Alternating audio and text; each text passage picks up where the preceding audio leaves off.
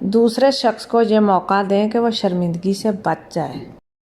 السلام علیکم ویورز، کیسے ہیں آپ؟ امید ہے سب خیریت سے ہوں گے۔ کسی کو بھی شرمندگی سے بچانا کتنا اہم ہے، بلکہ اہم ترین ہے، اور ہم میں سے کتنے لوگ ہیں جو اس امر کی طرف توجہ دیتے ہیں۔ ہم یکدم ہی ہوا کے گھوڑے پر سوار ہو جاتے ہیں، دوسروں کے جذبات اور احساسات کچل کر رکھ دیتے ہیں اور اپنے ہی راستے پر چلتے رہتے ہیں۔ لوگوں کی عیب جوئی تلاش کرتے ہیں، دوسروں کو دھمکیاں دیتے ہیں، کسی بچے یا کسی اہلکار کو دوسروں کی موجودگی میں اپنی تنقید کا نشانہ بناتے ہوئے رتی بھر بھی نہیں شرماتے، اور یہ بھی نہیں سوچتے کہ ہمارے اس رد عمل کی بدولت دوسرے شخص کی عزت نفس مجروح ہوگی۔ اگر ایک منٹ کے لیے سوچیں اور غور کریں تو ہم دوسرے شخص کے رویے کو بھی بخوبی سمجھ سکتے ہیں، اور سلجھے ہوئے الفاظ اور سلجھے ہوئے انداز سے معاملے کو بخوبی حل کر سکتے ہیں اور ماحول کو بھی خوشگوار بنا سکتے ہیں۔ اب ایک طالبہ کا واقعہ سنیے جو اس کے ساتھ پیش آیا تھا۔ وہ طالبہ خوراک کی پیک کرنے والی کسی کمپنی میں مارکیٹنگ آفیسر کے عہدے پر فائز تھی۔ اس کو اس کی پہلی اور بڑی ذمہ داری سے نوازا گیا۔ نئی مصنوعات کی مارکیٹنگ سر انجام دینی تھی۔ اس نے بتایا، جب اس نئی مصنوعات کو مارکیٹ میں متعارف کروانے کے نتائج سامنے آئے تو میں بہت پریشان ہوئی۔ میں نے منصوبہ بندی میں بہت بڑی غلطی کی تھی۔ اب مجھے تمام تر کارروائی دوبارہ سر انجام دینی تھی۔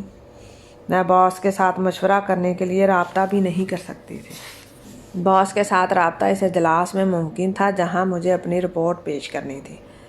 میں خوف کی وجہ سے کانپ رہی تھی۔ میں نے اپنے آپ کو شکست اور ریکھا سے بچانے کی اور رونے دھونے سے باز رکھنے کی کوشش کی کہ میرے تمام مرد اہلکار میرا مذاق اڑائیں گے اور کہیں گے خواتین کسی کام کو بخوبی سر انجام دینے کی اہل ہی نہیں ہوتی، اس لیے یہ جذباتی ہوتی ہیں۔ میں نے مختصر الفاظ میں اپنی کارکردگی کی رپورٹ پیش کی اور گزارش کی کہ مجھ سے منصوبہ بندی میں بہت غلطی ہوئی ہے، اس لیے میں دوبارہ کوشش کروں گی۔ اور اس کے بعد میں بیٹھ گئی اور انتظار کرنے کی کہ اب باس ٹھیک ٹھاک خبر لیں گے۔ میری حیرانی کی انتہا نہ رہی جب باس نے میرا شکریہ ادا کیا اور کہا، کوئی بات نہیں، نئے پروجیکٹ میں غلطی کا احتمال رہتا ہے، اس لیے اس امر کا بھی اظہار کیا کہ میرے دوبارہ کوشش کرنے سر انجام دینے کے نتیجے میں نہ صرف میری غلطی صحیح ہوگی بلکہ میری کارکردگی کمپنی کے لیے بھی بامعنی ہوگی۔ اس نے پورے یقین کے ساتھ اپنے خیالات کا اظہار کیا اور دوسرے ساتھی اہلکاروں کے سامنے یقین دہانی بھی کروائی کہ وہ مجھ پر اعتماد رکھتا ہے اور جانتا ہے کہ یہ غلطی میرے تجربے کی کمی کی وجہ سے ہوئی ہے۔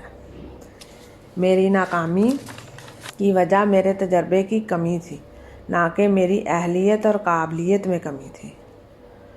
اگرچہ ہم درست ہی کیوں نہ ہوں اور دوسرا شخص لازمی طور پر غلطی پر کیوں نہ ہو، ہمیں اسے شرمندہ نہیں کرنا چاہیے۔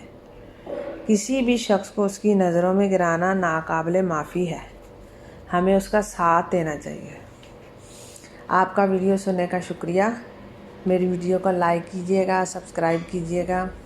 اللہ تعالیٰ آپ کا حامی و ناصر ہو۔